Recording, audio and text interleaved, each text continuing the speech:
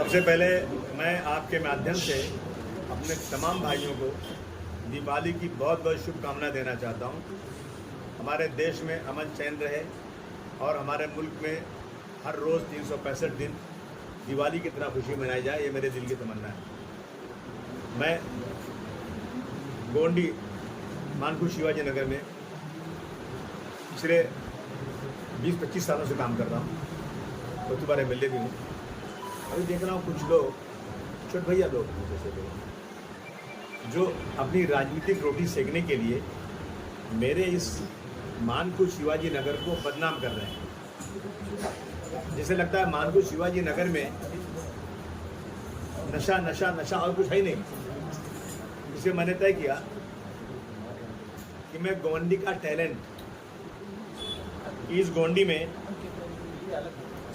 दिखाना चाहता हूँ। इस गोंडी में IAS भी बने हैं, डॉक्टर भी बने हैं, PhD भी किया है, IT के लोग बहुत हैं, बहुत सारे बड़ी बड़ी पोस्ट लेकर बड़ी बड़ी कंपनियों में काम कर रहे हैं। तो मैंने सोचा मैं एक गोंडी टैलेंट दिखाऊं लोगों को। इसलिए हमने आने वाले 8 अक्टूबर शनिचर के दिन हमने जो ये ग्राउंड जो है अंबेडकर गार्डन में एक बड़ा मैंने कार्यक्रम रखा है। उसके पहले हमने इनवाइट किया यहाँ पर कि जो है ड्राइंग के लिए बच्चे, कौन से बच्चे अच्छी ड्राइंग बनाते हैं, कौन से बच्चे फुटबॉल में बहुत अच्छे खेलने में हैं, वॉलीबॉल है, बॉक्सिंग है, बैडमिंटन है, मेहंदी जो बच्चियाँ लगाती हैं, और स्पीच मतलब आवाज़ गोवंडी स्पीच देना, सिंगिंग का प्रोग्राम का, सिंगिंग कितने बच्चे अच्छी करते हैं, कराटे का काम, और उसके बाद जो है ये गालिब ऑफ गोंडी मुशायरा। बच्चे यहाँ पे मुशायरा पढ़ना इतना आसान नहीं है कि गालिब ऑफ गोंडी में बताएंगे। नात का प्रोग्राम होगा, कुरान शरीफ के नात पढ़ेंगे, और जो है इस तरह से क्रिकेट का होगा और बहुत सारे। जब से हमने ऐलान किया है इतने ज़्यादा एप्लीकेशन आ रहे हैं, इतने ज़्यादा एप्लीकेशन आ रहे हैं इसमें, इस मुकाबले में शामिल होने के लिए। मैं समझता हूँ कि हम सोच भी नहीं सकते थे कि हमारे गोंडी में इतने ज़्यादा टैलेंट है। इन टैलेंट को हम लोग अभी उनका वो करवा रहे हैं, कंपटीशन करवा रहे हैं। रोज़ाना गोंडी में चल रहा है, इनका कंपटीशन हो रहा है। उसमें जो लोग फर्स्ट आएंगे वो हम 8 तारीख को 7 बजे के बाद बहुत अच्छे अच्छे गेस्ट को बुलाएंगे, उनके नाम हम बाद में अनाउंस करेंगे। बुलाएंगे, उनके हाथों से उनको अप्रिशिएट करेंगे और उनको सर्टिफिकेट देंगे। उनको बताएंगे कि हमारे गोंडी के टैलेंट ये हैं, ताकि जो लोग राजनीतिक रोटियां सेकने के लिए हमारे गोंडी को बदनाम करते हैं, उनका कम से कम उनको लगे कि हाँ गोंडी जो है ना सिर्फ नशे वाला नहीं है, बल्कि गोंडी में बहुत बड़े बड़े टैलेंट बैठे हुए हैं। ये हमारा काम, यही हम करने जा रहे हैं। ये करेंगे। संपर्क हमने दिया ना, उसको हम लोगों ने वो अपना बार कोड डाला हुआ है। बार कोड से एप्लीकेशन कर रहे हैं। और अगर कुछ और किसी को जानना चाहिए तो यहाँ पे गैसुद्दीन साहब बैठे हैं, मैं हूँ, ये हमारे जो है फवाद आजमी बैठे हुए हैं, पार्टी के कार्यकर्ता लोग हैं, नगर सेवक रुखसाना सिद्दीकी हैं, और उसके बाद इरफान है, बहुत सारे लोग हैं। ये सारे यहाँ पे जमील भाई बैठे हैं। सबको पता है इस चीज़ को। जिसको भी एप्लीकेशन करना है, अगर उन्होंने बार कोड नहीं देखा और नहीं किया तो यहाँ लग दे सकता है। हम उसको कोशिश करेंगे ज्वाइन कराने। अच्छा, ये हमारा 8 नवंबर को है। मैंने शायद वो गलती से आज आपको बोल दिया था, लेकिन ये 8 नवंबर को कार्यक्रम 7 बजे शुरू होगा अपना अम्बेडकर गार्डन के अंदर। ये उर्दू ज़माने से मुशायरा है, क़िरात है, स्पीच है, उर्दू में स्पीच होगी। और मुझे खुशी है इस बात की, जब हमारे मुख्यमंत्री जी या हमारे फिनांस मिनिस्टर साहब जब मराठी में स्पीच करते हैं, तो जब कोई अच्छी बात बोलनी होती है तो वो जो है उर्दू में बोलते हैं। उर्दू में मोहब्बत है, उर्दू में शराफत है, उर्दू में नज़ाकत है। मैं क्यों ना बोलूँ, उर्दू मेरी इज्जत है। बहुत सारे बच्चों को, मैं नहीं बल्कि बहुत सारी NGOs मदद कर रही हैं। अगर बच्चे अच्छे पढ़ने वाले हैं, अच्छे नंबर ला रहे हैं, अगर उनकी एप्लीकेशन आएगी तो मैं बहुत जगहों से उनको पैसा दिलाना हूँ। हम कई लाख रुपए यहीं से बैठ करके ऐसे बच्चों को जिनको पढ़ने में इंटरेस्ट है, उनको हम लोग फीस देते हैं, यहाँ से देते बैठ के। बहुत सारे जिनको खाने को नहीं ना, कई 100 लोगों को राशन देते हैं, लेकिन इन चीज़ों को पब्लिसिटी नहीं करना चाहिए। इससे अच्छा नहीं लगता है कि आप छोटा सा काम कर। हम वो लोग हैं जो दाहिने हाथ से करो, बाएं हाथ को नहीं मालूम पड़ना चाहिए। अब आप देखिए, अगर आपको देखना ही है तो आप हर 11 तारीख को आ जाइए मेरे वहाँ पे, मेरे जो मेडिकल पे, जैसे हम लोग क्या क्या बांटते हैं वहाँ पर। लेकिन नहीं करना चाहिए, क्योंकि लेने वालों को लगता है ना ये लोग हमको दे रहे हैं, हमारा इश्तिहार कर रहे हैं। ये तो देखिए सबका काम है।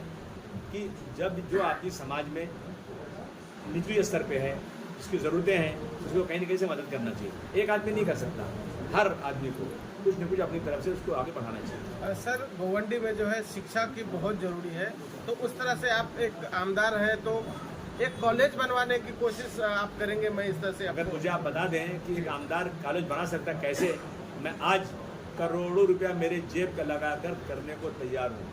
जब से आमदार बना हूँ सरकार से कह रहा हूँ मुझे एक जगह दे दो, लीज पर दे दो, पैसे में दे दो, मैं उस पर कॉलेज खोलूँगा।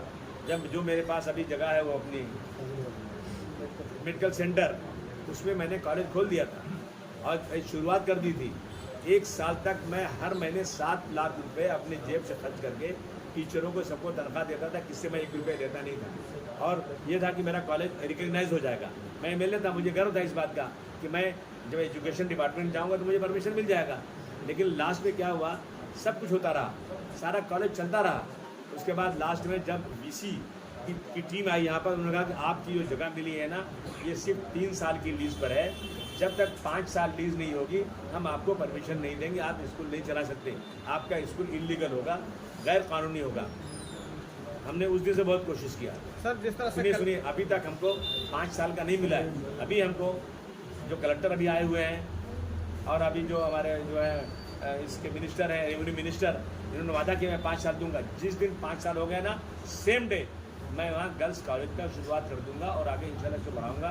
जिस दिन मुझे बड़ी ज़मीन मिल गई ना, मैं किसी से पैसा नहीं मांगूंगा, मैं खुद अपने पैसे से पूरा कॉलेज बनाने को तैयार हूँ। और सर गोवंडी टैलेंट जो हो रहा है सर, उसमें कुछ एज लिमिट है या कोई दूसरे धर्म के भी ऐसा कुछ है कि हर धर्म के लोग आ सकते हैं? यहाँ धर्म की कोई बात ही नहीं है, लेकिन जो लोग धर्म की बात करते हैं वो बीजेपी के लोग हैं, वो आरएसएस के लोग हैं। समाजवादी पार्टी इस मुल्क में जैसे 2 आँखें हैं ना, एक हिंदू एक मुसलमान, एक भी आँख खराब हो गई ना तो आदमी बदसूरत हो जाएगा, काना हो जाएगा। मैं इस देश को खूबसूरत देखना चाहता हूँ।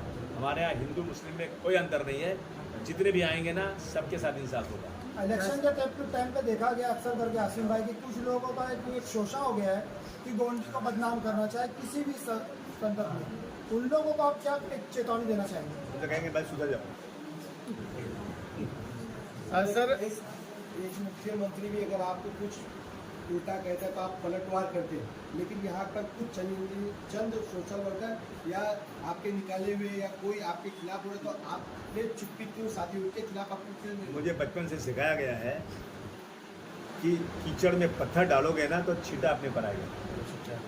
और ये भी सिखाया गया है कि जब हाथी चलती है ना तो चारों तरफ से कुत्ते भूखते हैं, हाथी मस्त होकर चलता रहता है। मैं वही हाथी हूँ। सर से आप अलायंस करने वाले? 101% अकेले लड़ेंगे, किसी के साथ अलायंस नहीं करेंगे। समाजवादी पार्टी पूरी ताकत से अकेले लड़ेगी।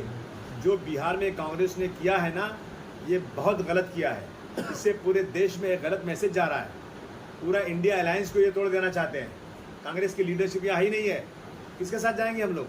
हम हमेशा हमने यही किया है कि बीजेपी के मुकाबले में कांग्रेस को साथ दिया। ये कांग्रेस यहाँ ख़त्म होती जा रही है। कांग्रेस चाहती है कि आओ हमको दो, हमसे कुछ लो मत। तो इसलिए हमने तय किया है और हमने अपने राष्ट्रीय अध्यक्ष जी से अभी हम ऊपर बात कर रहे थे, आप पास आने के पहले उनसे बात कर रहे थे। उन्होंने कहा कि जो आपको महाराष्ट्र में सही लगे आप कदम उठाइए, हमारी तरफ से पूरा परमिशन है।